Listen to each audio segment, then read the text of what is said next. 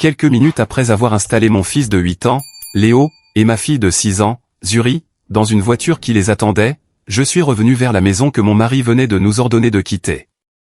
30 millions de dollars étaient désormais à mon nom.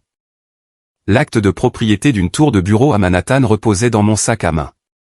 Mais Marcus n'en savait rien.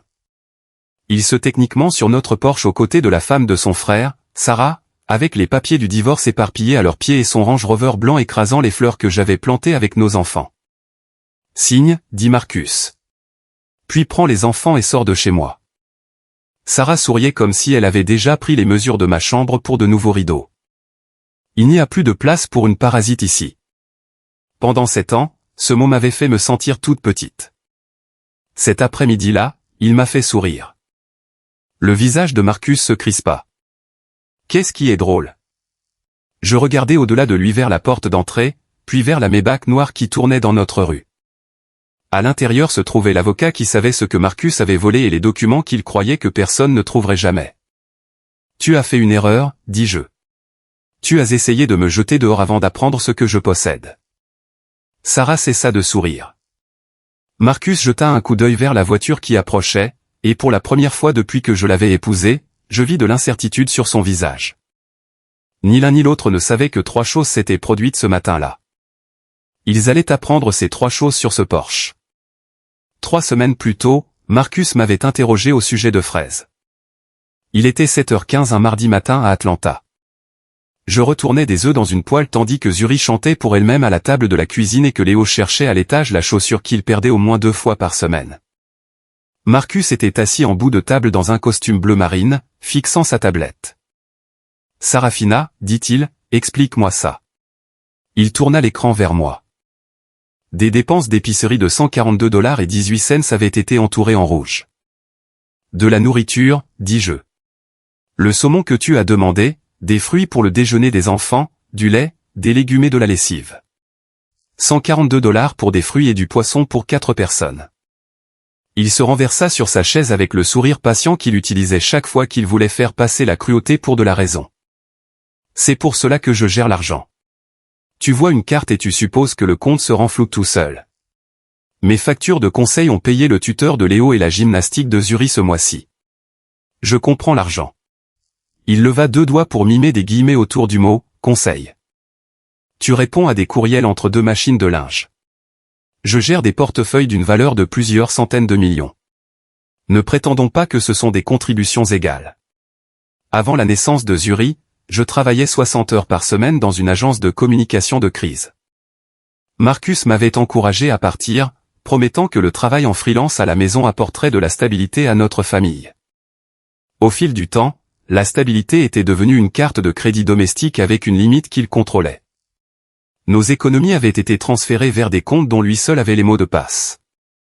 Chaque dollar que je gagnais appartenait à la famille. Chaque dollar qu'il gagnait prouvait qu'il la possédait. Ils n'ont pas besoin d'être égaux pour avoir de l'importance, dis-je. Léo apparut avec une seule chaussure au pied, l'autre à la main. Zuri courut embrasser son père.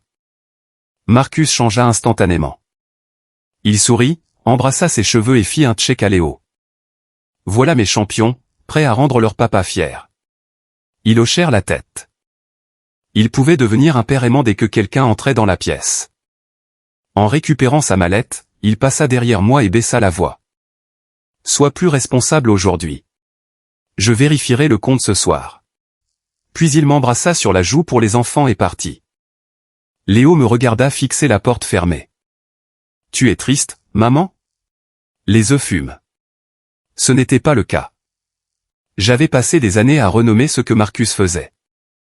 Le contrôle était d'abord devenu du budget. L'humiliation était devenue du stress. Le silence était devenu de la paix. J'étais resté parce que j'avais grandi dans un foyer où le divorce était utilisé comme une menace, et je voulais que mes enfants se réveillent sous le même toit chaque matin. 4 jours plus tard, lors de notre barbecue familial, cette excuse s'effondra enfin. J'avais passé la matinée à préparer de la poitrine de bœuf, à disposer des fleurs, à répondre aux messages d'un client hospitalier et à vérifier les tables louées. En fin d'après-midi, notre jardin était rempli de parents et de collègues de Marcus. La musique flottait des haut-parleurs. La fumée du barbecue adoucissait l'air de septembre. Marcus se déplaçait parmi les invités, acceptant les compliments pour une fête qu'il n'avait rien fait pour organiser. Son frère aîné, David, arriva avec Sarah. David était gentil de cette façon passive propre aux hommes qui craignent le conflit plus que l'injustice. Sarah possédait une agence immobilière de luxe appelée Sri Property et traitait chaque pièce comme une audition. Elle présentait ses sacs à main par marque, ses vacances par coût et ses amis par patrimoine net. Sa façon préférée de se sentir importante était de se comparer à moi. Elle traversa la terrasse sans me saluer et enlaça Marcus. L'étreinte dura trop longtemps. Ses mains reposaient sur sa taille avec l'aisance de l'habitude. Quelque chose de silencieux s'éveilla en moi. David ne remarqua rien. « Cette promotion te va bien », dit Sarah à Marcus. « Certains hommes sont bâtis pour porter une famille entière. » Marcus ajusta ses boutons de manchette. « Il faut bien que quelqu'un maintienne le niveau. » Je m'approchai avec un plateau de crevettes. Sarah inspecta ma robe en lin avant d'en prendre une. « Regarde-toi », dit-elle, jouant les maîtresses de maison pendant que Marcus s'occupe des choses sérieuses. « C'est mignon que tu t'occupes. Je gérais une crise client avant ton arrivée. Bien sûr, tes petits projets de conseil. » Plusieurs conversations autour de nous s'estompèrent. Sarah leva sa coupe de champagne vers les collègues de Marcus. Honnêtement, Sarafina a décroché le gros lot. Imaginez jouer sur un ordinateur portable et laisser un homme financer votre vie. Sans Marcus, elle ne pourrait même pas s'offrir le code du portail de ce quartier. La chaleur me monta au cou. Je regardais mon mari. Une seule phrase aurait suffi, ne parle pas à ma femme sur ce ton. Marcus rit. Ne révèle pas tous ses secrets, dit-il. Tant que la maison est propre et que les enfants ne perturbent pas mes réunions, cela ne me dérange pas de sponsoriser ce style de vie. Un analyste junior laissa échapper un rire embarrassé. David étudia ses chaussures. Sarah leva son verre comme si elle avait gagné quelque chose. Dans ce silence, je compris que Marcus ne manquait pas de me défendre. Il participait. Ma patience n'avait pas préservé ma famille. Elle leur avait simplement fourni une cible qui ne répliquait jamais. Je posai le plateau sur une table. Profitez bien de la fête, dis-je à Marcus. Ce sera la dernière que j'organise pour un homme qui humilie sa femme pour impressionner sa maîtresse. Le mot m'échappa avant que je ne comprenne pourquoi je l'avais choisi. Les yeux de Sarah brillèrent. Le sourire de Marcus disparut. Je rentrai à l'intérieur et me verrouillai dans son bureau. Pendant quelques secondes, je restai les deux mains contre la porte, respirant à travers la douleur. Puis je vis sa tablette sur le bureau. J'avais respecté sa vie privée bien après qu'il avait cessé de respecter ma personne. Cet après-midi-là, le respect semblait être un autre mot pour désigner la cécité. Son mot de passe était la date de sa première promotion de cadre. L'écran s'ouvrit dès ma première tentative. Je cherchais les comptes qu'il utilisait pour me surveiller lorsqu'une alerte bancaire apparut. Virement effectué, 50 000 $. Marcus m'avait réprimandé pour des fraises, puis avait transféré 50 000 $ pendant que je préparais sa fête. Le destinataire était Sri Property LLC, l'entreprise de Sarah. J'ouvris les détails du transfert. L'argent provenait d'une nouvelle ligne de crédit hypothécaire sur notre maison. Je n'y avais jamais consenti. Un formulaire joint portait une version numérique de ma signature, mais le « S » était mal fait, et la date montrait que j'étais censé avoir signé pendant que je faisais une présentation à un client à Charlotte. Marcus avait imité ma signature et emprunté sur la maison où ses enfants dormaient. La porte du bureau trembla sous son poing. « Sarafina, ouvre cette porte. » Je pris en photo l'écran. Les gens se demandent pourquoi tu boudes.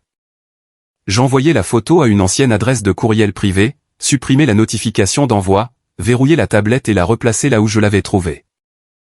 La poignée tourna à nouveau. « Ouvre cette porte tout de suite. » Je pris une bouteille de bourbon dans l'armoire avant de déverrouiller. Marcus se tenait à quelques centimètres. Derrière lui, Sarah observait depuis le couloir. « Qu'est-ce que tu faisais ?» demanda-t-il. Je lui montrai la bouteille. Le bar commence à être vide. Son regard glissa de moi vers le bureau. Sarah regarda la tablette, puis mon visage. « Tu es resté là-dedans longtemps ?» dit-elle. L'armoire était coincée. Marcus entra dans la pièce et toucha la tablette. Elle se réveilla sur le même rapport financier qu'il avait laissé ouvert. Pendant une longue seconde, la suspicion resta peinte sur son visage. Puis son ego lui fournit la réponse qu'il préférait, j'étais trop inoffensive pour le menacer. Essaie de ne plus m'embarrasser, dit-il. Je souris, emportai le bourbon dehors, et livrai la meilleure performance de ma vie pendant les 4 heures suivantes. À 2 heures du matin, après le départ du dernier invité, alors que la respiration de Marcus s'était calée sur le rythme lourd du whisky et du sommeil, j'emportai mon ordinateur portable dans la salle de bain des invités. Les gens qui se croient intouchables cachent rarement bien leurs traces. Son adresse courriel secondaire utilisait un mot de passe basé sur son année de fraternité étudiante. Je trouvai les messages de l'agence de titres en quelques minutes. Les 50 000 $ étaient un dépôt de garantie pour un Pantouz au Sovraigne, une tour de verre à Buckhead. L'acheteur inscrit sur le contrat préliminaire était Sri Property.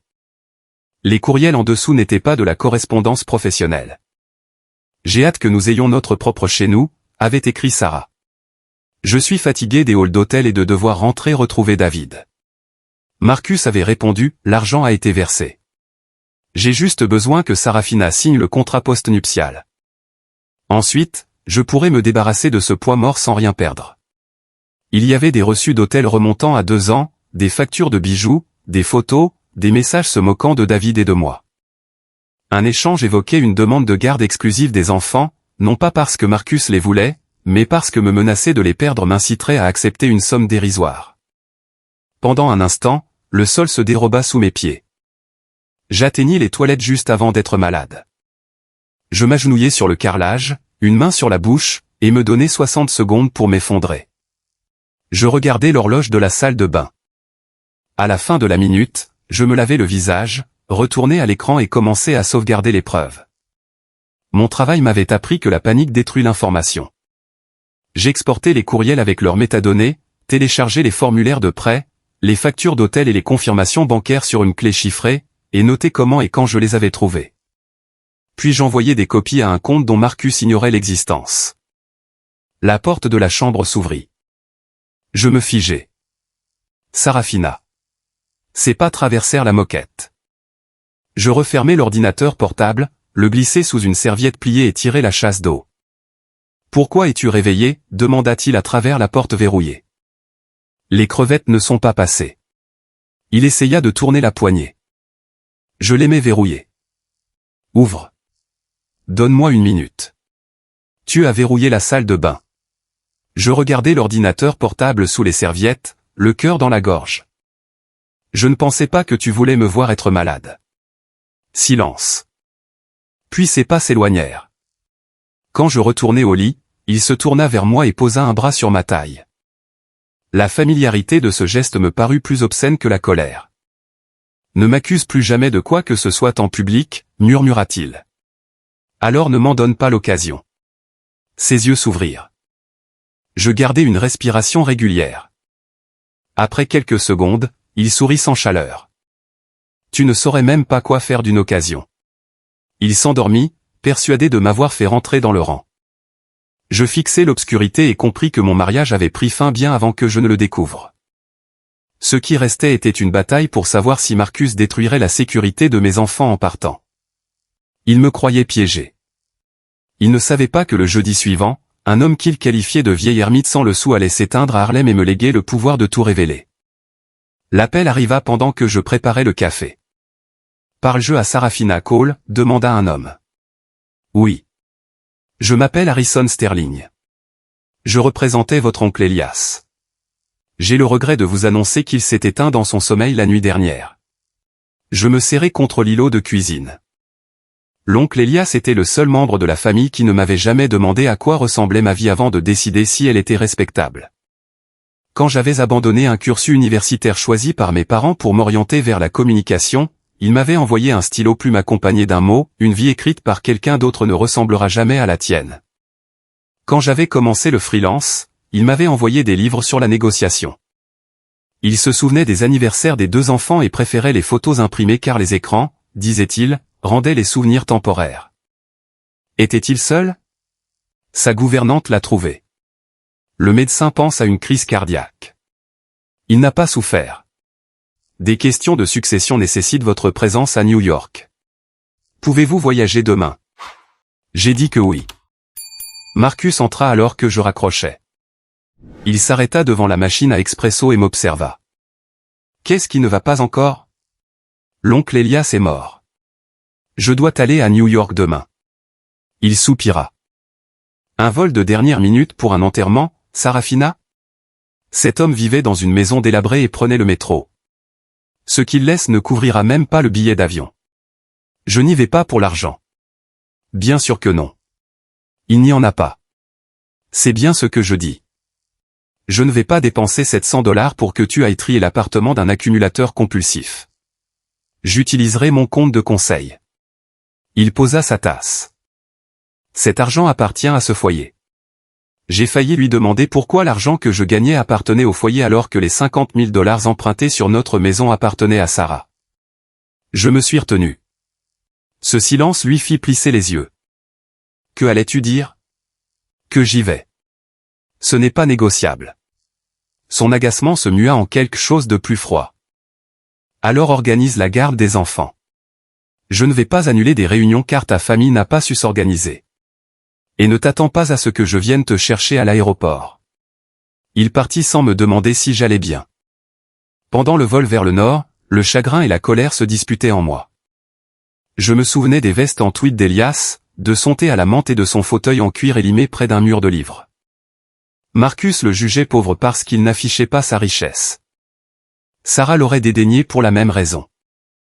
À l'aéroport de LaGuardia, le chauffeur d'Harrison m'emmena non pas à Harlem, mais dans une tour de verre sur Park Avenue. Un ascenseur privé me projeta au 60e étage. Harrison était un homme grand, d'une 60aine d'années, aux cheveux argentés et d'un calme qui n'avait pas besoin de mise en scène. Il m'accueillit dans une salle de conférence surplombant Central Park. Avant de parler de la succession, dit-il, je veux que vous sachiez que vos appels comptaient pour Elias. Les albums aussi. Il ne s'est jamais senti oublié par vous. Cette gentillesse brisa ce que le mépris de Marcus n'avait pu entamer. Je pleurais tandis qu'Harrison attendait sans me presser. Quand je fus prête, il posa un dossier en cuir sur la table. Votre oncle vivait modestement par choix, dit-il. Ce n'était pas un homme pauvre. La première page détaillait des actifs liquides s'élevant à un peu plus de $30 millions. Je relus le chiffre jusqu'à ce que les zéros perdent leur sens. Ce n'est pas possible. Si. Elias a passé des décennies à racheter des biens immobiliers en difficulté et à en réinvestir les revenus. Vous êtes son unique bénéficiaire personnel et la directrice du trust qui détient ses propriétés. Des gestionnaires professionnels s'occupent des opérations quotidiennes. Vous prenez les décisions importantes. Il tourna 4 pages. Ces 4 pages m'apprirent tout ce qui importait. L'oncle Elias m'avait laissé $30 millions. Le trust contrôlait des immeubles résidentiels et commerciaux dans plusieurs États. Son actif le plus important était une tour de bureau à Manhattan où l'employeur de Marcus louait 5 étages. Et l'agence immobilière de Sarah occupait des bureaux à Atlanta appartenant à ce même trust.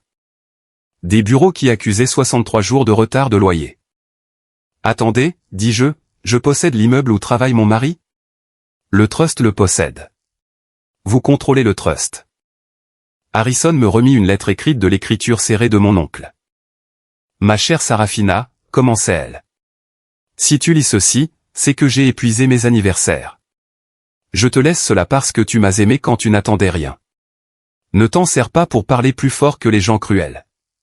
Sers-t'en pour te libérer d'eux. Ne prends jamais l'aveuglement d'autrui pour une preuve de ta propre insignifiance. Je serrai le papier contre ma poitrine. Harrison remarqua la fatigue sous mon maquillage. Y a-t-il quelque chose d'urgent chez vous?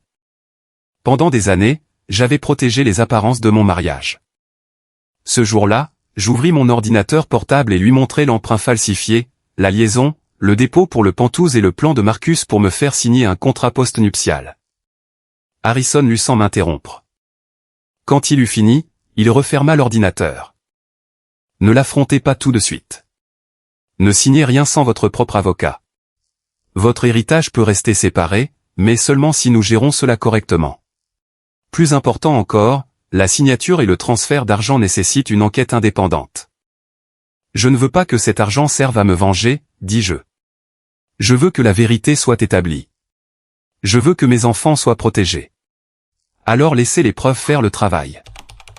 Il prit contact avec Renée Whittaker, une avocate spécialisée en droit de la famille en Géorgie, et un comptable spécialisé pour examiner les dossiers. Je ne donnais que 3 instructions: respecter la loi, traiter chaque locataire selon les termes du contrat et ne rien dire à Marcus à mon sujet avant que je ne sois prête. Avant mon départ, Harrison déposa les documents certifiés de la succession dans mon sac à main et me rendit le stylo plume de l'oncle Elias.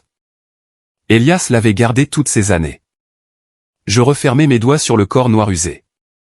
Pour la première fois en 7 ans, je ne me sentais pas sauvé. Je me sentais éveillé. Je rentrai à Atlanta le lendemain après-midi. Marcus ne vint pas me chercher.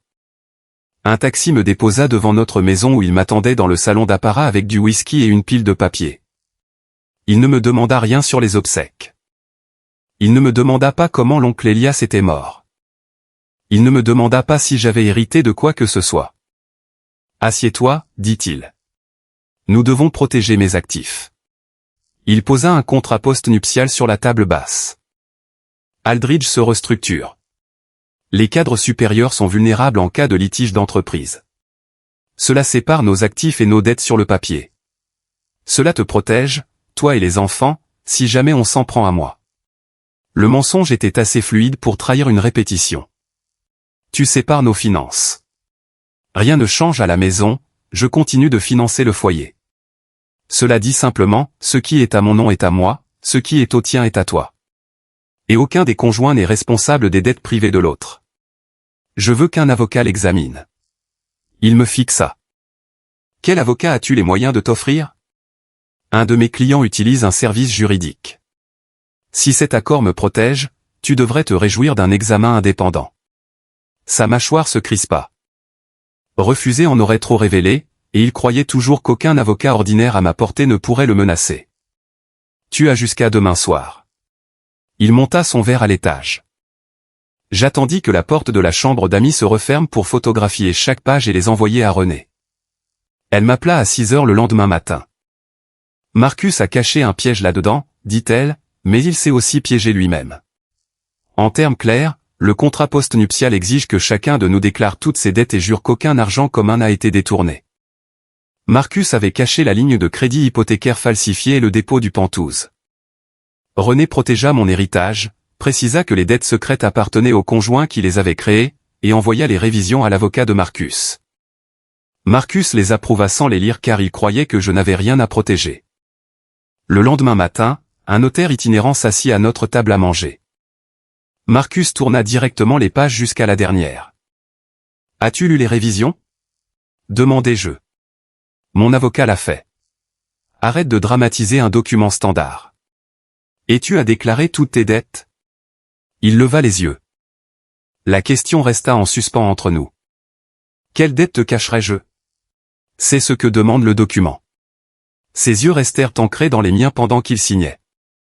Je signai après lui avec le stylo plume de l'oncle Elias. Marcus le regarda. Du vieux neuf? Je l'ai récupéré à New York. Le vieil oncle décédé t'a laissé un stylo. Il rit. Au moins, le voyage n'a pas été une perte totale. Il rangea son propre stylo d'un clic satisfait et se leva. Voilà, tu t'es inquiété pour rien. Laisse les gens qui comprennent la finance gérer la finance. Une fois sa voiture sortie de la propriété, j'appelai Renée. Il a signé. Alors son mensonge n'est plus privé. C'était toute l'explication juridique dont j'avais besoin.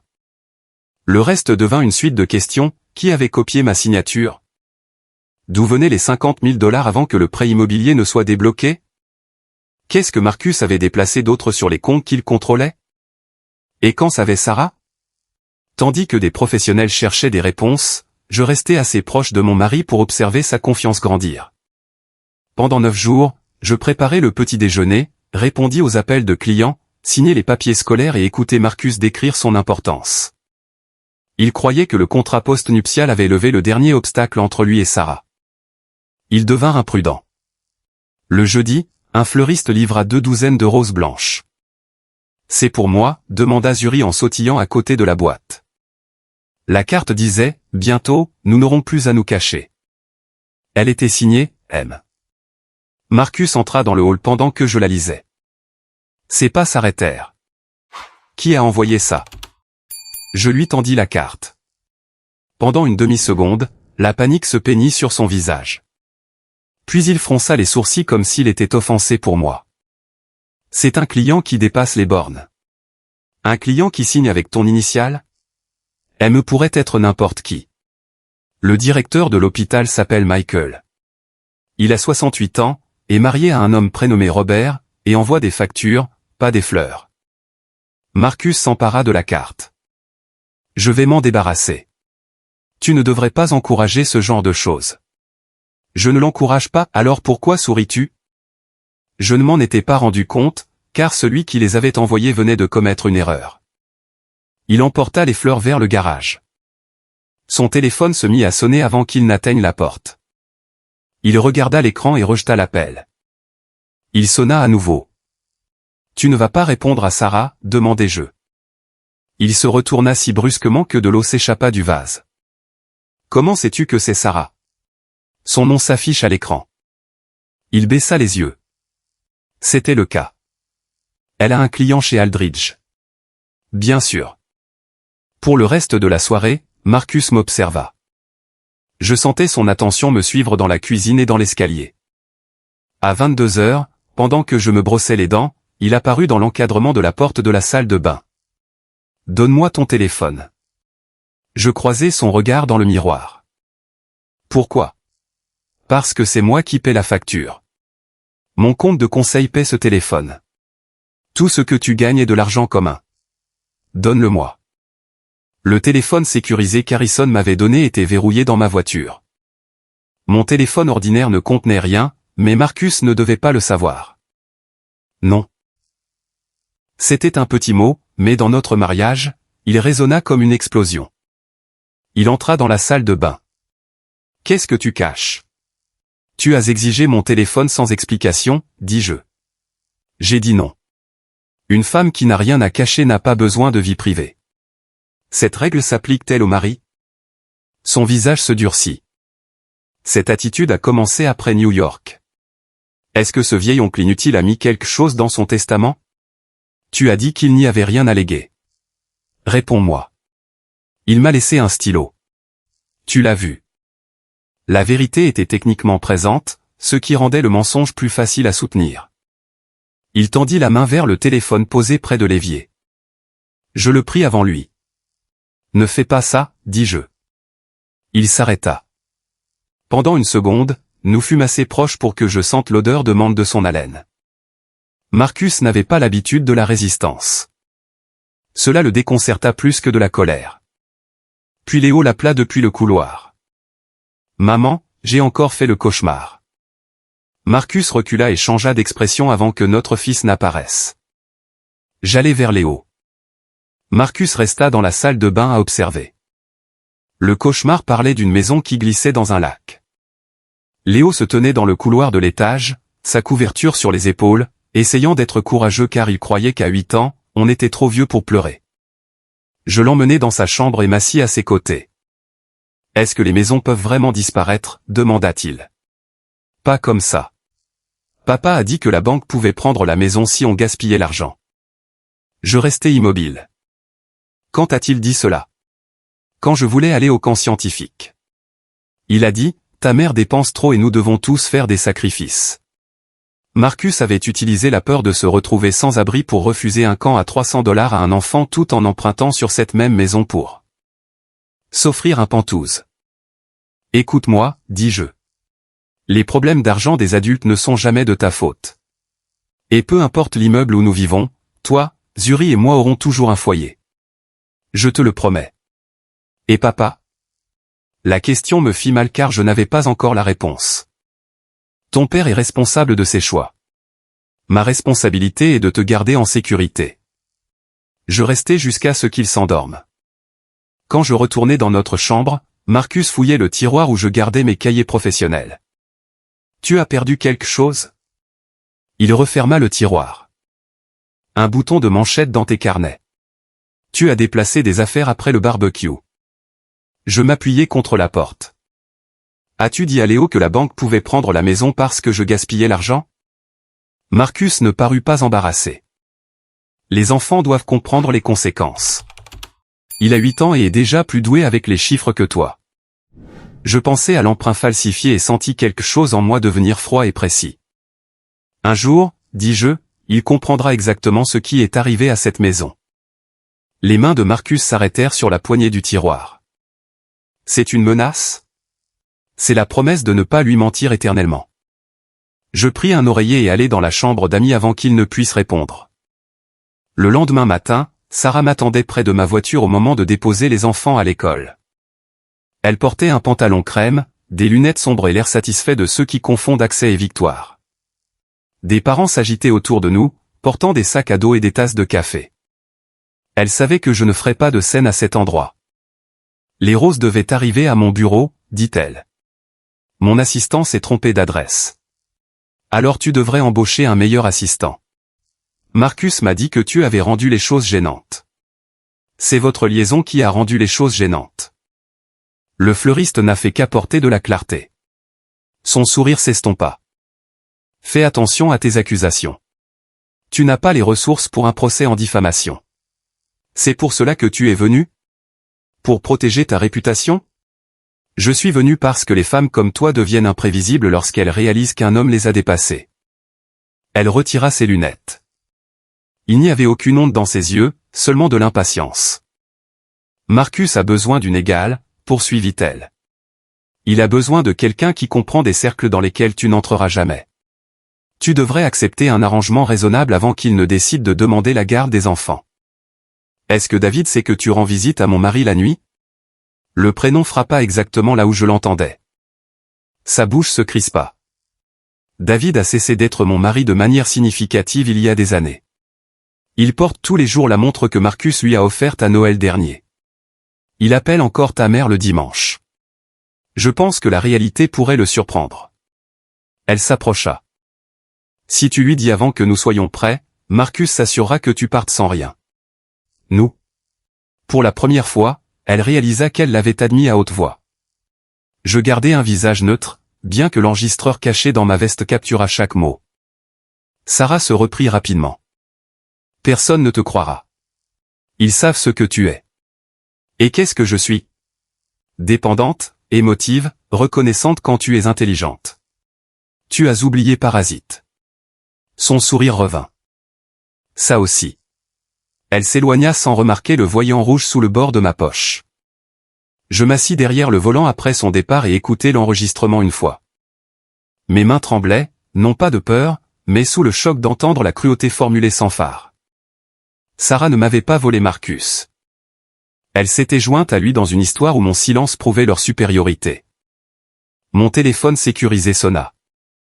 Nous avons trouvé le lien, dit René. Entre le prêt et le Penthouse.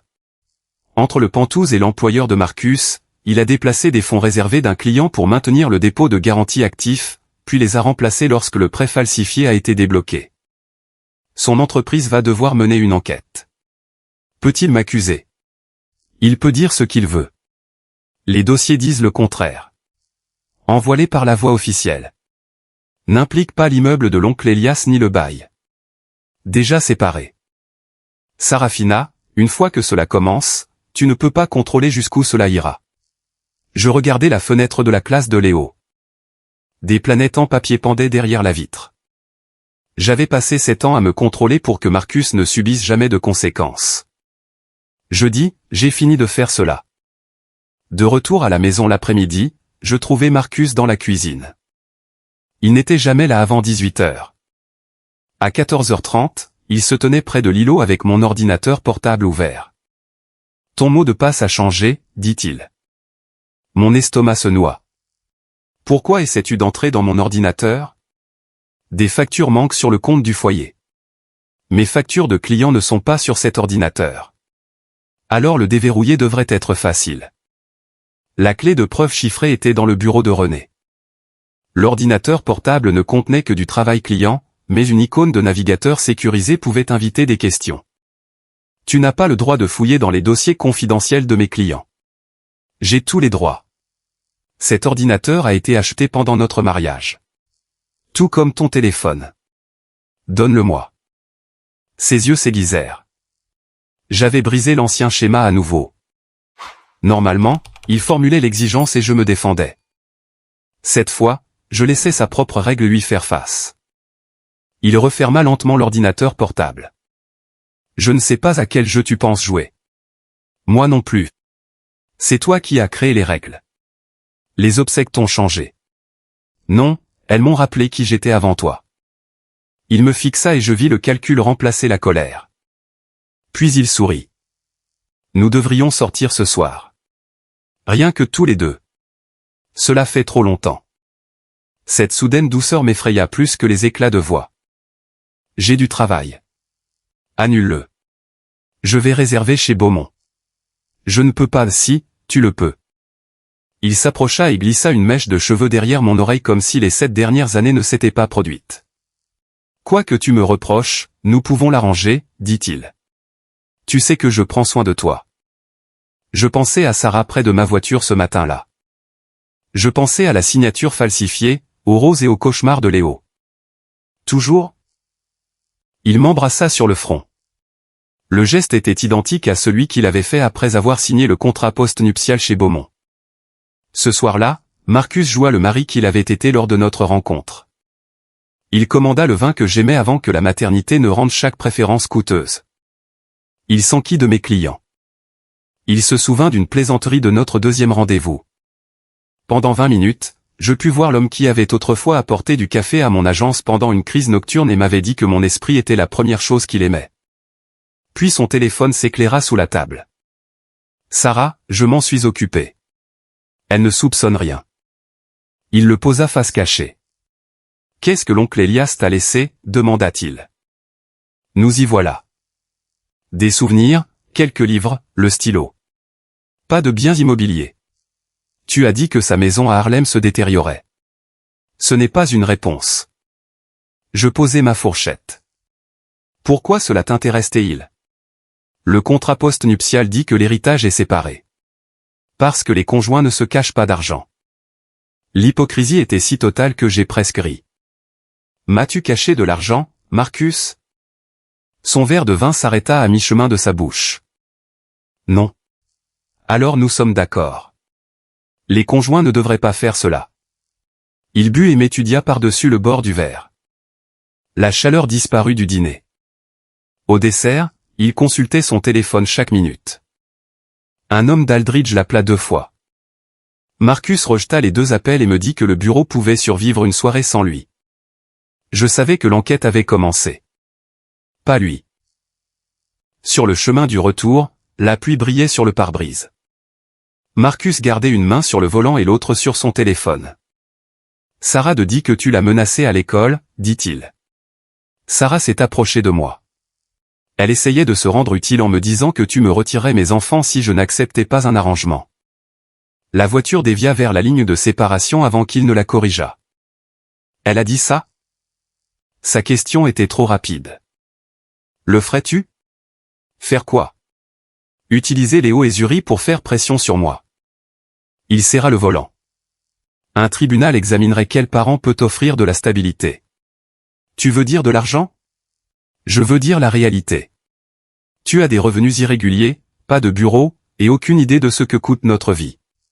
Si tu me forçais un jour à choisir, je protégerais mes enfants de leur mère. De l'instabilité. Nous nous sommes arrêtés à un feu rouge. Je me tournai vers lui. Alors tu devrais espérer que personne ne découvre qui a emprunté sur leur maison. Le feu passa au vert. Marcus ne bougea pas avant que la voiture derrière nous ne klaxonna. Que as-tu dit? Je regardai de nouveau la pluie. J'ai dit que les personnes qui menacent la stabilité devraient être prudentes. Il conduisit le reste du trajet en silence. Ce soir-là, je poussai une chaise sous la poignée de la porte de la chambre d'amis et dormis avec le téléphone sécurisé sous mon oreiller. À 3h11 du matin, la poignée bougea 1 fois, 2 fois. Puis Marcus murmura mon nom à travers la porte. Je ne répondis pas. Après 1 minute, il s'éloigna. Le lendemain, il changea le mot de passe de notre système de sécurité. Je l'appris parce que l'application me déconnecta pendant que je récupérais Zuri à la gymnastique. Quand je l'appelai, il dit que c'était une mise à jour logicielle.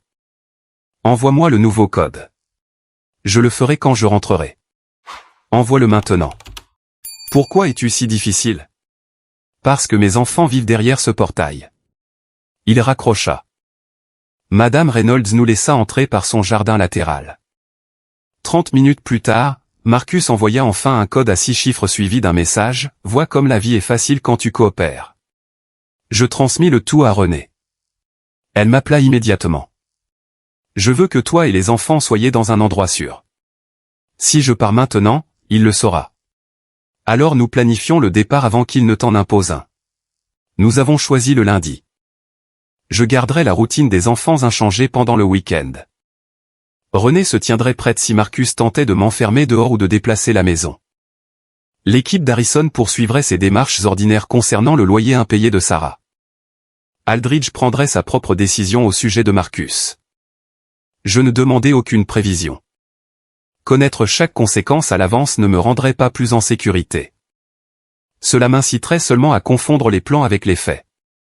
Ce soir-là, une invitation arriva pour le 38e anniversaire de David, le vendredi. Sarah avait ajouté un mot manuscrit sous les détails imprimés, porte quelque chose de simple. Nous ne voudrions pas qu'on te confonde avec les femmes qui réussissent. Je posai la carte à côté de la lettre de l'oncle Elias. Le vendredi leur offrirait une tribune. J'avais l'intention de les laisser s'en servir. La famille se réunit dans un salon privé d'un restaurant de viande coûteux à Buckhead. Des rideaux de velours encadraient les fenêtres et un lustre projetait une lumière chaude sur une table assez longue pour 20 personnes. Je portais une robe bleu marine simple. Marcus commanda du vin sans regarder le prix. Sarah arriva en soie argentée et passa le premier plat à parler de la liste d'attente pour son bracelet en diamant. David semblait heureux d'avoir simplement sa famille réunie dans une pièce. Je le regardai rire avec Marcus et ressentis le poids de ce qu'il ignorait. J'avais préparé un dossier de preuves pour lui, mais il ne lui parviendrait que le lundi. Il méritait la vérité. Il ne méritait pas de la recevoir comme un spectacle lors de son propre dîner d'anniversaire. Marcus tapota sa fourchette contre son verre et se leva. « David, tu as toujours été stable, annonça-t-il. Quand un membre d'une famille atteint un certain niveau, il doit en faire profiter les autres. » Il fit glisser une boîte verte sur la table. À l'intérieur se trouvait une Rolex Daytona d'une valeur de plus de 30 000 $. David la fixa. « C'est trop. J'ai eu un trimestre exceptionnel. Porte-la. » Marcus parlait assez fort pour que les serveurs l'entendent. Le statut ne le satisfaisait que lorsqu'il avait des témoins. David attacha la montre et enlaça son frère. De l'autre côté de la table, Sarah et Marcus échangèrent un regard si intime que je me demandais comment personne d'autre ne le voyait. Sarah attendit que les félicitations s'estompent. « J'ai une nouvelle moi aussi, dit-elle. J'ai signé pour le Penthouse le plus extraordinaire du Sovereign, ascenseur privé, cuisine en marbre et vue panoramique sur la ville. » Son utilisation du « je » était délibérée. Marcus dissimulait son sourire derrière son verre de vin. Cela prouve ce qu'une femme peut accomplir lorsqu'elle bâtit son propre empire, poursuivit Sarah. Un homme qui réussit a besoin d'une égale, pas de quelqu'un qui fait la lessive, répond à quelques courriels et attend une pension. Porteur un poids mort doit être épuisant. La table devint silencieuse. David murmura son nom, mais elle l'ignora. Marcus parut amusé. Je levai mon verre d'eau et bus une gorgée lente. Quelques jours plus tôt, ces mots auraient pu blesser la part de moi qui se demandait encore si elle méritait le respect. Maintenant, il résonnait comme un bruit provenant d'une pièce que j'avais déjà quittée. Tu as raison sur une chose, dis-je. Un véritable partenaire doit comprendre le risque. Sarah sourit. Et qu'est-ce que tu y connais, au risque? Assez pour savoir que le Sovereign vérifie la provenance des dépôts de garantie. De l'argent lié à une dette non déclarée, à une signature falsifiée ou à un compte réglementé peut rendre une transaction très difficile. Ses doigts se serrèrent sur le pied de son verre. Marcus cessa de sourire. Je continuai avant que l'un ou l'autre ne se reprenne. L'immobilier commercial est risqué, lui aussi. Des bureaux coûteux peuvent donner l'apparence de la réussite, même lorsque le locataire n'a pas payé son loyer depuis 2 mois. Une goutte de vin rouge tomba du verre de Sarah sur la nappe blanche. « De quoi parles-tu » demanda David. « De rien » dit trop vite Marcus. Il repoussa sa chaise et me saisit le bras. Sarafina a trop bu. Je n'avais bu que de l'eau. Il m'entraîna dans le couloir et me relâcha près d'une fontaine en marbre. Son visage était rouge. « Que as-tu fait » exigea-t-il. « Tu vas devoir être plus précis. Comment sais-tu pour le Sovraigne ? As-tu piraté mes comptes ?» Sarah a annoncé son achat à la table. « Ne joue pas à ce jeu. » Et qu'est-ce que c'était que cette histoire sur ses bureaux ? Je lui demandai si elle payait son loyer. Ses yeux cherchèrent les miens. « À qui as-tu parlé ? » À ta maîtresse, principalement. Elle aime me rendre visite à l'école. Sarah n'est pas ma maîtresse. Alors son mari appréciera cette explication. Il s'approcha. Tu ne parleras pas à David. Pourquoi ? Parce que tu es confuse, jalouse et essaie de punir tout le monde parce que ton oncle est mort. Tu n'as de preuve de rien. Et si j'en avais ? La peur passa dans ses yeux avant que la colère ne la recouvre. Alors rappelle-toi qui paie tes factures. Rappelle-toi qui possède la maison. Rappelle-toi quel parent un juge croira capable de s'occuper de 2 enfants. Tu veux dire, rappelle-toi ma place. Pour une fois dans ta vie ? Oui. Il leva une main et pointa son d'un doigt à quelques centimètres de mon visage. Rentre, excuse-toi auprès de Sarah et garde la bouche fermée. No, la fontaine murmurait entre nous. Que as-tu dit ? Je ne m'excuserai pas auprès de ta maîtresse pour avoir décrit l'argent qu'elle t'a aidé à voler. Il rit, mais aucune gaieté ne l'atteignit. Tu n'as pas d'argent, pas de bureau et aucune idée de la façon dont le monde fonctionne. Tu penses que quelques captures d'écran te rendent dangereuse. Je pense que ta conviction que je suis impuissante t'a rendu imprudent. La porte du restaurant s'ouvrit. David entra dans le couloir. Tout va bien ? Marcus baissa la main et sourit. Sarafina est émotive à cause de son oncle. Je la ramène à la maison. David regarda mon visage, puis celui de Marcus. Elle n'a pas l'air émotive. Pendant un battement de cœur, je crus qu'il allait poser la bonne question. Sarah apparut derrière lui. Le gâteau arrive. Ne la laisse pas gâcher ton anniversaire, toi aussi. David se retourna vers sa femme. Le moment se referma. Je récupérai mon sac à main, lui souhaitai un anniversaire discret et partis seul. Marcus me suivit 20 minutes plus tard. À la maison, il claqua la porte d'entrée assez fort pour faire trembler les cadres de photos. C'est fini, dit-il. Tu as 3 jours pour partir avec les enfants. Prends-les. Je ne peux pas les avoir dans mes pattes avec le travail en ce moment. Mon avocat s'occupera de la garde plus tard. La facilité avec laquelle il s'en débarrassait me fit plus de mal que tout ce qu'il avait pu dire sur moi. Il ouvrit l'application bancaire sur son téléphone. Une notification apparut sur le mien, carte du foyer désactivée. Ton allocation est supprimée, dit-il. Le contrat post-nuptial stipule que tu n'as aucun droit sur mes comptes ni sur cette maison.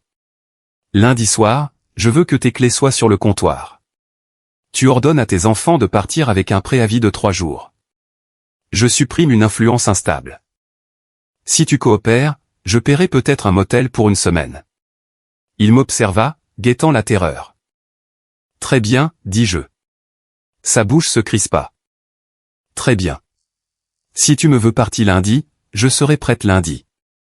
Mon calme l'effraya. Il saisit mon sac à main sur la console de l'entrée. Qu'y a-t-il là-dedans ? Mes documents certifiés étaient dans un coffre au bureau de René, mais la lettre de l'oncle Elias se trouvait dans la poche zippée. Rends-le-moi. Il visa le sac sur la console. Un rouge à lèvres, des clés, un portefeuille, des mouchoirs et le stylo plumertèrent le bois. Le téléphone sécurisé resta dans la doublure où un tailleur avait créé un compartiment caché. Marcus déplia la lettre d'Elias. Je tentai de la rattraper. Il la tint au-dessus de ma tête et lut à haute voix, « Ne t'en sers pas pour parler plus fort que les gens cruels. Sers-t'en pour te libérer d'eux. » Il me regarda. Libre avec quoi ? Une maison pleine de livres à Harlem. C'était privé. Pas dans ma maison. Il déchira la lettre une fois par le milieu. Quelque chose d'ancien et d'impuissant en moi voulut le supplier d'arrêter. Au lieu de cela, je le regardai la déchirer à nouveau. Voilà, dit-il en jetant les morceaux au milieu de mes affaires. Maintenant, fais tes bagages. N'emporte rien de ce que j'ai acheté. Je ferai l'inventaire de chaque pièce. Il monta à l'étage et s'enferma dans la chambre d'amis. Je m'agenouillai près de la console et rassemblai les 4 morceaux de la lettre de mon oncle. Mes mains ne tremblèrent pas avant que j'atteigne la dernière ligne, ne prends jamais l'aveuglement d'autrui pour une preuve de ta propre insignifiance. J'appelai René depuis le garage. Il nous ordonne de partir lundi. Il a désactivé la carte, fouillé mon sac et déchira la lettre d'Elias. Il ne peut pas expulser un conjoint légitime. Nous déposons une demande de protection contre tout transfert de la maison. Êtes-vous en sécurité ce soir, les enfants et toi? Pour ce soir, oui. Pas après qu'il aura réalisé ce que je sais. Alors partez de votre propre chef avant la confrontation. Ne lui dis pas où vous logez. Garde la routine des enfants stable et laisse-moi gérer les dépôts de dossiers. Je réservai une suite d'hôtels de 2 chambres près de leur école. La sécurité, pas le spectacle. Madame Reynolds accepta de m'aider pour les récupérer. J'emballai des vêtements, des médicaments, des livres scolaires, des jouets préférés et la photo de Léo et Zuri avec l'oncle Elias. Puis je recollai sa lettre et la posai à côté de la photo. Le samedi matin, Marcus partit avant le petit déjeuner. Le Range Rover de Sarah apparut sur la caméra de sécurité 20 minutes plus tard. J'emmenai les enfants au musée des sciences. Léo se tint sous le squelette suspendu d'une baleine bleue et dit à Zuri que certains os survivaient pendant des centaines d'années car les musées savaient comment protéger les choses fragiles. Je me détournai avant qu'il ne voie mon visage. « Pourrons-nous aller au camp l'été prochain ?» demanda-t-il. « Oui. Papa a dit que c'était trop cher. Ton père et moi prendrons des décisions différentes à partir de maintenant. Vous vous disputez ?» Zuri cessa de toucher l'écran tactile de l'exposition. Les 2 enfants m'observèrent. Je m'accroupis entre eux. Papa et moi allons vivre dans des endroits différents. Rien de tout cela n'est de votre faute. Vous n'avez pas besoin de choisir un camp, de nous réparer ou de garder des secrets. Sommes-nous toujours une famille? Demanda Zuri. Oui, elle aura une forme différente, mais Léo et toi m'aurez toujours. Léo étudia le sol. Allons-nous perdre notre maison? Personne ne va vous laisser sans abri. Je vous le promets. Quand nous sommes revenus ce soir-là, le parfum de Sarah flottait dans ma chambre. Un catalogue de meubles était ouvert sur l'îlot de la cuisine, avec des cercles autour d'un canapé crème et d'un lit qu'elle avait l'intention de placer là où le mien se trouvait. Elle voulait que je le voie. Les enfants étaient à l'étage quand Sarah sortit du cellier. Je m'arrêtai.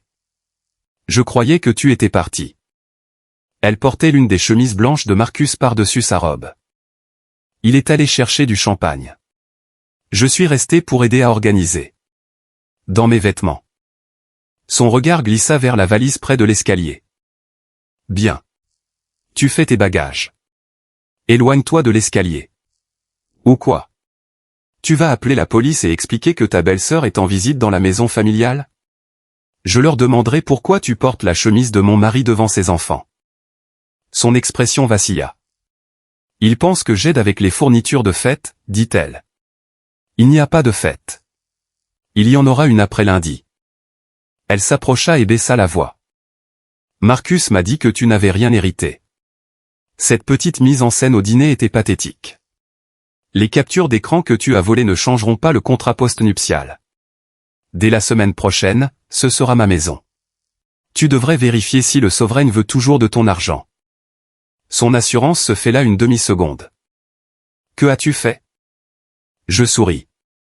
Tu vas devoir être plus précise.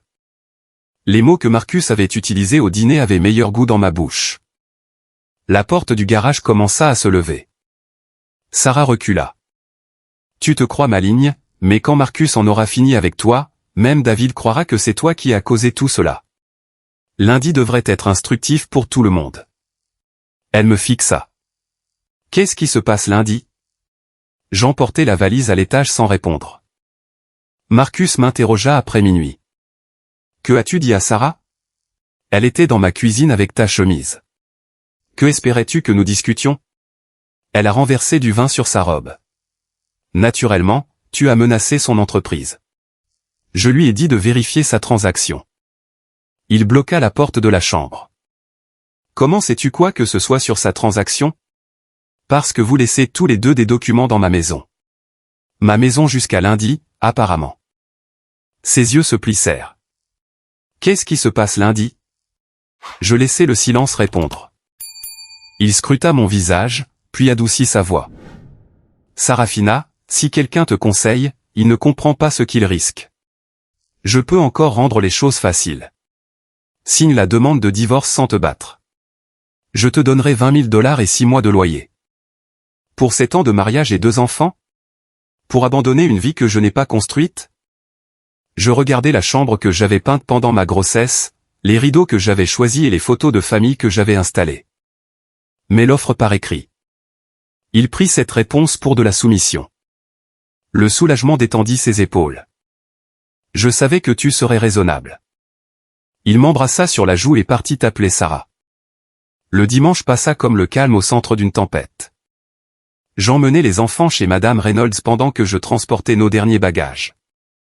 Marcus passa l'après-midi à imprimer des documents et à parler fort avec son avocat. Une fois, je l'entendis dire « Elle n'a pas de ressources. La pression est la clé. » À 17 h, un coursier récupéra le dossier de preuve de David.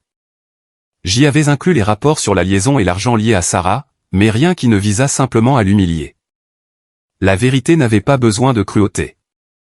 À 19 h, Marcus posa un accord d'arrangement d'un ton dactylographié sur l'îlot de la cuisine. 20 000 $.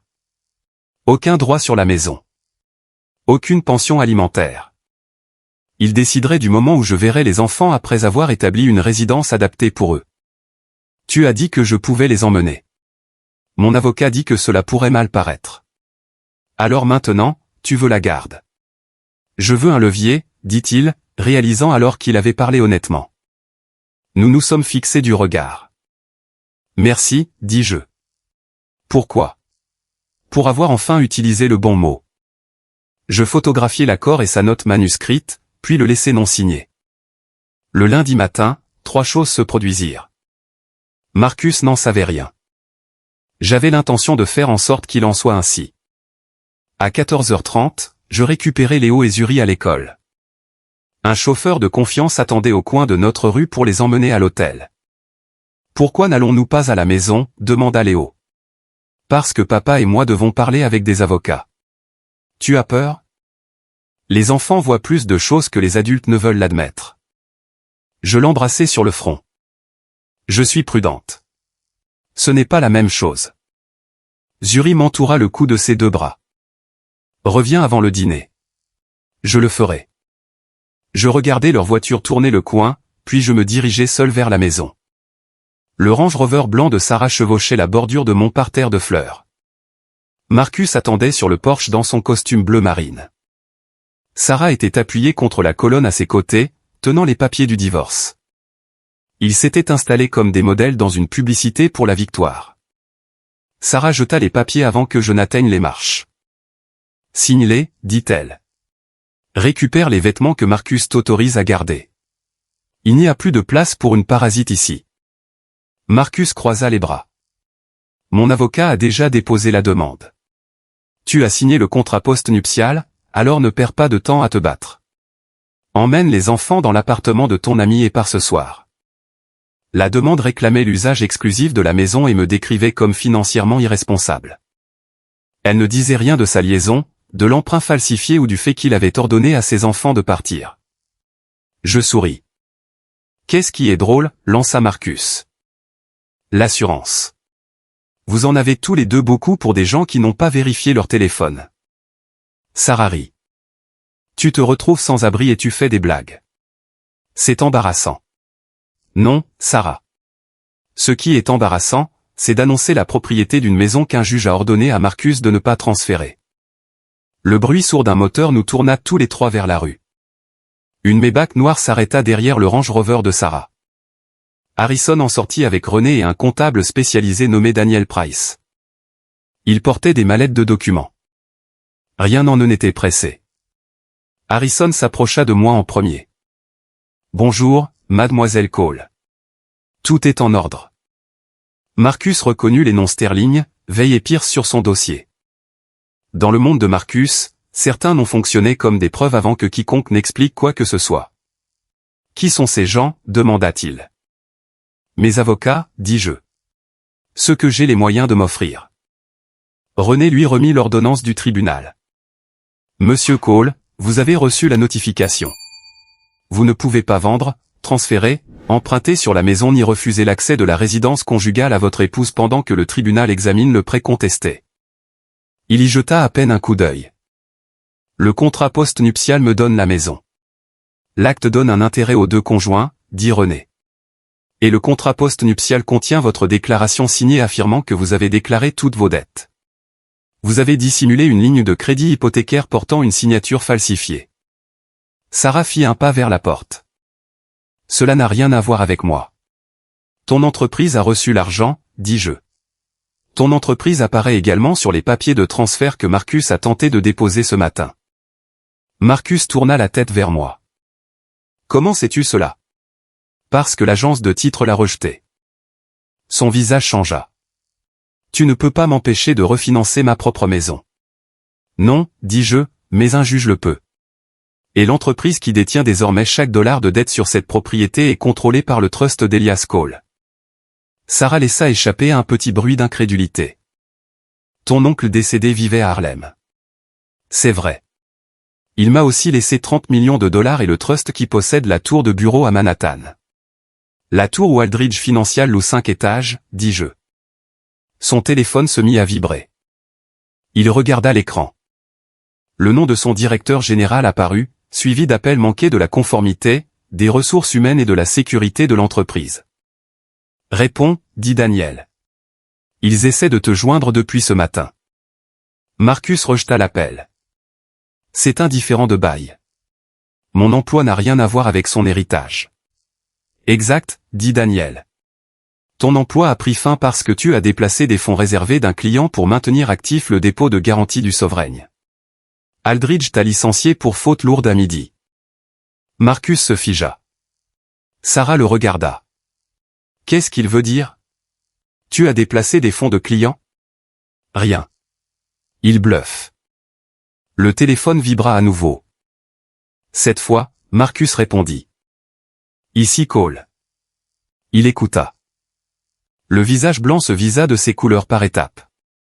Je peux expliquer la régularisation. J'ai replacé le solde. Aucun client n'a perdu d'argent. Une autre pause. Vous ne pouvez pas me licencier sans un entretien. Il écouta encore, puis abaissa le téléphone. L'homme qui mesurait sa valeur à ses titres de poste n'en avait soudain plus aucun. C'est toi qui as fait ça, me dit-il. J'ai remis les dossiers aux enquêteurs. C'est toi qui as déplacé l'argent. Sarah descendit les marches. Je dois appeler mon bureau. Oui, dis-je. C'est le deuxième appel que tu devrais passer. Elle fronça les sourcils et composa le numéro. Après plusieurs secondes, quelqu'un répondit. Ici Sarah Cole. Pourquoi ma carte d'accès ne fonctionne-t-elle pas? Sa voix monta. Vous ne pouvez pas changer mes verrous. J'ai des dossiers de clients là-dedans. Elle écouta, puis se tourna vers Harrison. Vous m'expulsez parce qu'elle me déteste. Le loyer était impayé avant que je ne sache qui vous étiez, dit Harrison. Vous avez ignoré 3 avis et dit au gestionnaire que les échéances ordinaires ne s'appliquaient pas à vous. Aujourd'hui, le bail dit le contraire. Mon entreprise va être détruite. Vos dossiers sont en sécurité. Ce que les enquêteurs y trouveront déterminera le reste. Sarah mit fin à l'appel et se retourna contre Marcus. Tu m'avais promis que l'argent de la transaction était propre. Tais-toi. Tu m'avais dit que le contrat post-nuptial nous protégeait. J'ai dit tais-toi. Une autre voiture freina le long du trottoir. David apparut, tenant l'enveloppe du coursier. Sarah murmura, oh mon Dieu. Il traversa la pelouse sans regarder personne d'autre que sa femme et son frère. L'enveloppe avait été ouverte et refermée tant de fois que ses coins étaient usés. La Rolex entourait toujours son poignet. Il s'arrêta au bas des marches. Dites-moi que ce n'est pas vrai, dit-il. Sarah descendit une marche. David, Sarafina manipule tout le monde. Elle a hérité de l'argent et s'en sert pour nous détruire. Nous. Le seul mot l'arrêta. David tendit une photo de Sarah et Marcus entrant dans un hôtel de Savannah un week-end qu'ils avaient tous deux décrit comme des voyages d'affaires distincts. A-t-elle fabriqué 2 ans de reçus d'hôtel? T'as-t-elle forcé à appeler mon frère mon cœur? A-t-elle inventé le message où tu disais que j'étais trop stupide pour m'en rendre compte? Le visage de Sarah se durcit. J'étais malheureuse. Tu n'as jamais été assez ambitieux pour moi. Marcus comprenait ce dont j'avais besoin. David tressaillit. Marcus fit un pas en avant. Ça a dérapé. Ça ne devait pas se passer comme ça. Comment cela devait-il se passer? Demanda David. Tu prends ma femme, tu risques la maison de tes enfants et tu m'offres une montre pour que je te remercie pendant que tu te moques de moi. Il retira la Rolex et la posa sur la rampe. Je ne veux plus rien de toi. Nous sommes frères. Nous l'étions. La réponse calme portait plus de fermeté que des éclats de voix. David me regarda. J'aurais dû te défendre au barbecue et ce soir. Je savais que leur façon de te parler était déplacée. Je suis resté silencieux parce que parler aurait rendu ma vie inconfortable. Je suis désolé. Ton silence a fait mal, dis-je. Mais ce qu'ils t'ont fait n'est pas de ta faute. Il hocha la tête. Mon avocat contactera la tienne. Je ne cacherai aucune preuve pour les protéger. Sarah tenta de le rattraper. Tu ne peux pas me laisser sans rien. La moitié de tout ce que tu as est à moi. David s'éloigna. Alors un tribunal décidera de ce que la loi te donne. Contrairement à toi, je n'ai pas besoin de falsifier quoi que ce soit. Il remonta dans sa voiture. Sarah le regarda partir, puis se tourna vers Marcus. Arrange ça. Mon bureau est fermé. David va geler les comptes et le souverain va annuler la transaction. Où suis-je censé aller? La question exposait ce qui restait de leur romance. Ils avaient aimé l'avenir qu'ils croyaient que l'autre pouvait financer. Une fois l'argent disparu, aucun ne semblait s'intéresser à la personne restée là. Marcus me regarda. Sa colère changea de forme. Sarafina, nous devrions en discuter en privé. Nous avons des enfants. Nous pouvons corriger le prêt et annuler le divorce. Sarah et moi avons fait des erreurs, mais une enquête criminelle fera du mal à Léo et Zuri. Pense à ce que cela va leur faire. Voilà. Les enfants utilisés comme levier et qualifiés d'inquiétude. J'ai pensé à eux quand tu as falsifié mon nom sur leur maison, dis-je. J'ai pensé à eux quand tu as utilisé l'argent de clients pour un pantouse. J'ai pensé à eux quand tu m'as offert 20 000 $ et admis que la garde était un levier. Tu t'es rappelé que tu étais leur père seulement quand les conséquences sont arrivées. J'étais en colère. Je ne le pensais pas, tu l'as mis par écrit. Ses yeux tombèrent sur les papiers du divorce à nos pieds. Qu'est-ce que tu veux? Demanda-t-il. Des mois plus tôt, j'aurais répondu le respect. Une semaine plus tôt, j'aurais répondu la vengeance. Debout là, je voulais quelque chose de plus simple, un divorce honnête, la sécurité pour les enfants, chaque dollar détourné comptabilisé, et cesser de confondre le contrôle avec l'amour. Si j'accepte, diras-tu à Aldridge que c'était un malentendu? No, diras-tu que la signature était la tienne? No, son visage se referma. Alors tu veux me détruire. Je refuse de te sauver en mentant. Ce n'est pas la même chose. René me demanda si je voulais entrer dans la maison. À travers la porte ouverte, je pouvais voir le catalogue de meubles de Sarah sur l'îlot de la cuisine et l'accord déchiré à côté. Pas aujourd'hui, dis-je. Mes enfants m'attendent. Je descendis l'allée tandis que Sarah et Marcus commençaient à s'accuser mutuellement derrière moi. Aucun ne s'excusa, aucun n'accepta sa responsabilité. Ils cherchaient simplement la personne la plus proche à blâmer. Je ne me retournai pas. À l'hôtel, Léo et Zuri avaient construit une tente avec des couvertures entre les lits. Je quittai ma robe, me glissai à l'intérieur et m'assis entre eux. « Est-ce que papa nous a forcés à partir ?» demanda Léo. J'ai choisi la vérité qui convenait à un enfant. Papa a fait des choix qui n'étaient pas sûrs pour notre famille. D'autres adultes nous aident à décider de ce qui se passera ensuite. Il vous aime, mais l'amour ne rend pas tous les choix acceptables. Va-t-il aller en prison? Je ne sais pas. Zuri monta sur mes genoux. Irons-nous toujours à l'école? Même école, mêmes enseignants, même gymnastique, même tuteur. Demain, je préparerai vos déjeuners et Léo pourra se plaindre des fraises exactement comme d'habitude.